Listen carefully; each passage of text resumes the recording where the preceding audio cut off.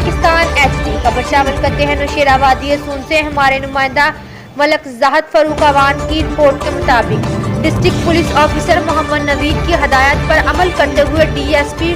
سید عامر عباس شرازی کی نگرانی میں SHO کامران بخت کے ہمراہ ASI محمد ریاض، کانسٹیبل محمد احسان، محمد قاسم، تصور اقبال، فرحان اکرام نے پیشہ ورانہ صلاحیتیں بروئے کار لاتے ہوئے جدید ٹیکنالوجی کے استعمال سے نہ صرف ملزمان کو گرفتار کر لیا بلکہ ملزمان کے قبضے سے متعدد وارداتوں کے دوران لوٹے گئے لاکھوں روپے کا قیمتی مال بھی وصول کر لیا، جس میں طلائی زیورات بلکہ بھاری مقدار میں اسلحہ بھی برآمد کر لیا۔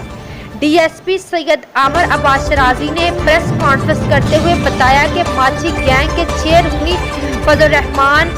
عامر سجاد، محمد زاہد اقبال، محمد اکرام عرف کامی، محمد کلیم، محمد ثقلین کو گرفتار کر کے لاکھوں روپے مالیت کی گاڑیاں، طلائی زیورات، نقدی اور اسلحہ برآمد کر لیا گیا۔ بتایا گیا کہ سماج دشمن عناصر اور ملزم کے خلاف جاری کریک ڈاؤن کے دوران ملزمان نے ضلع کے مختلف علاقوں میں ڈکیتی کی وارداتوں کے انکشاف کیے، جس میں مزید تفتیش جاری ہے۔ DSP خوشاب محمد نوید نے پولیس ٹیم میں موجود تمام افسران اور ملازمین کو